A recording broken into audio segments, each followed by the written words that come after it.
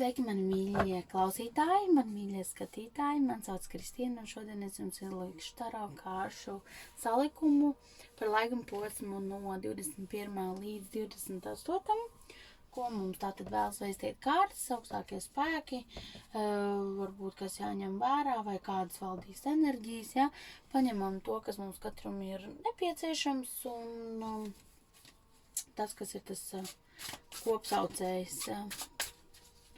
Tas, kas ir tas kopsaucējs, kas katram ir nepieciešams. Tātad pastīsimies, ko kārtas un augstākie spēki vēlas mums teikt laika posmā no 28. līdz, es atvainojos, no 21. līdz 28. Tā kaut kāds kārtas mums krīt ārā. Tātad, ko mums vēlas teikt laika posmā no 21. līdz 28. Skatīsimies.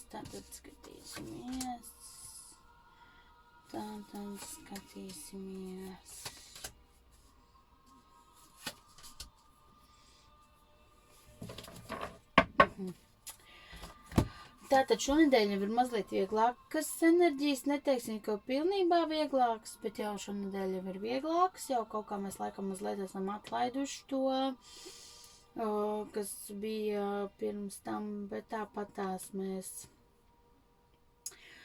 ļoti daudz mēģināsim sevi iestāstīt,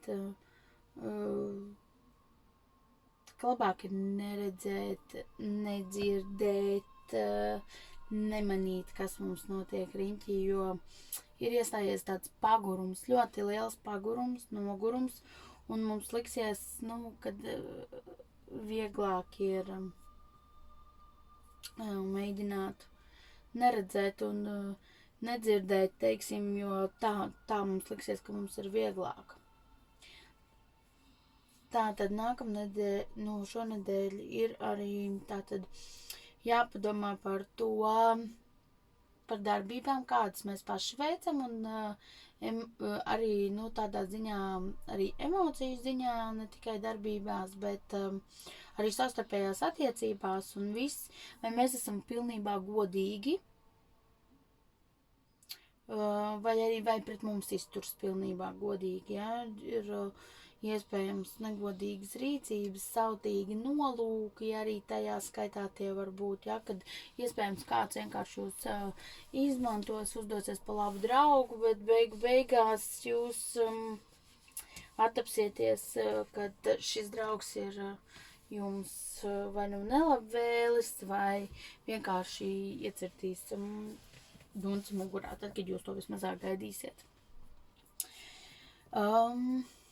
Šī ir arī, tas ir tāds arī labs laiks, lai sasniegtu arī savus mērķus.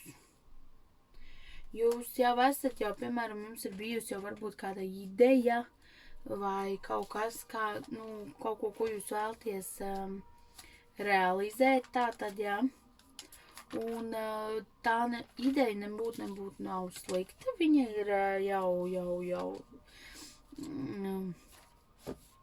viņi jau ir, teiksim tā, jau mazliet jau tāda plašāk izdomāta, jā, jau top izstrādāt lēnām, un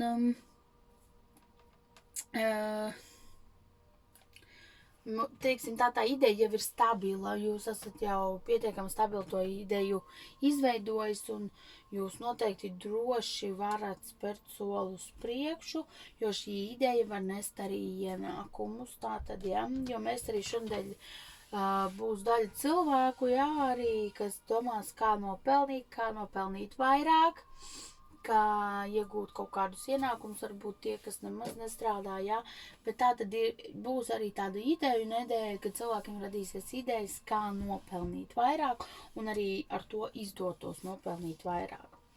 Būs arī iekšējās cīņas un iekšējie konflikti, kā arī nesaskaņas darbā ir iespējams šajā nedēļā, jo cilvēki ir uzvilkti, diezgan nervozi. Pats par sevi rudens ir vispār jau tāds mazliet reizēm tāds noskaņas, nu tādas ne visai, teiksim, pozitīvas, bet tāds nogurums un kā jau rudenī un nav vairs tā saulīte tik silta un citiem tas ir tāds mazliet pārdomu laiks, bet tas nav slikti arī, jā. Reizēm ir nepieciešams arī šāds stāvoklis, lai mēs saprastu, ko mēs gribam darīt tālāk un kā mēs gribam dzīvot tālāk. Tātad iespējams, nu tātad, kā jau es teicu, tātad arī iekšējā cīņa ar sevi, varbūt arī tā baidīšanās, tā ir arī tā baidīšanās spērt soli uz priekšu un kaut ko darīt savā labā.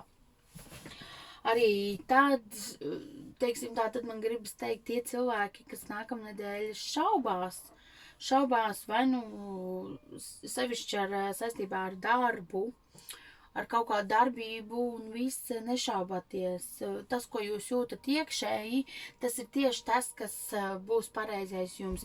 Ja jūs, teiksim, jo tās šaubas un visus tos mūršus esat uzcēluši paši sev, bet jums liekas, ka tie ir ārpus apstākļi, bet lielākā daļa pārsvarā mēs paši sev uzliekam tādu, es teiktu, zīmogu, es taču nevarēšu, es neizturēšu, tas nav man pa spēkam. Nē, īstenībā mums šādas domas ir jāmet pie malas, jo vienmēr tas, par ko mēs čikstēsim, es tur nevaru, es neesmu tik stiprs. Tas būs kā bumerangs, kas pagriezīsies pēc jums un jums liks pierādīt to vienalga. Jebkurā mērā jums vienkārši liks pierādīt tomēr to, ka jūs esat stiprs un jūs varat un tie pārbaudījumi nebeigsies. Tāpēc vieglāk ir vienkārši sapurināt sevi, ja, teiksim tā, sapurināt sevi un pateikt, nē, manas idejas ir labas, es zinu, es esmu pārliecināts, un tikai tad, kad jūs iekšēji 100% esat pārliecināts, jūs tiksiet vaļā no saviem tām iekšējām cīņām, iekšējiem aizspriedumiem, no tiem mūriem, es nevarēšu, tas neizdosies. Šitā nedēļas es teiktu, ka būs ļoti daudz sevis laušanas laiks.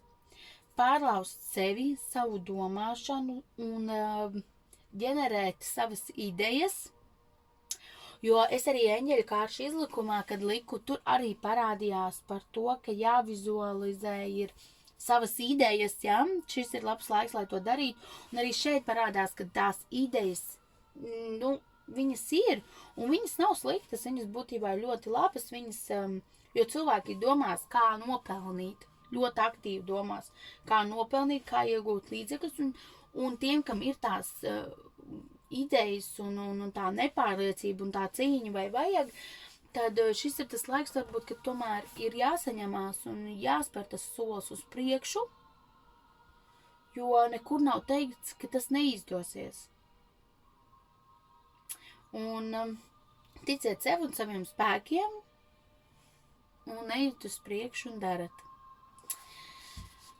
Paldies jums, ka klausījāties mani. Šobrīd tas ir arī viss no manis.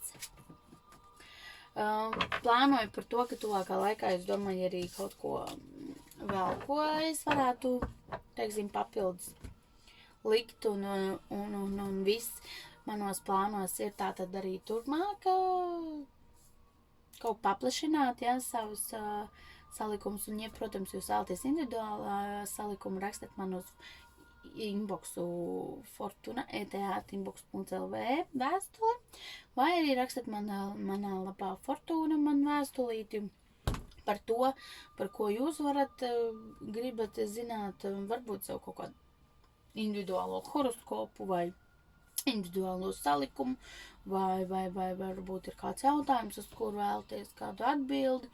Droši rakstat un tur mēs visu sarunāsim. Tas arī šodien no manis ir viss. Paldies jums, ka klausījāties mani. Un es jums novēlu, lai jūsu idejas izdodas, jo jums tas ir pa spēkam. Un lai jums izdodas tiešām tas, ko jūs plānojat, un tas, kas priekš jums ir tas galvenais un pats labākais. Paldies jums! Un tā, lai jums jaukas šī nedēļa!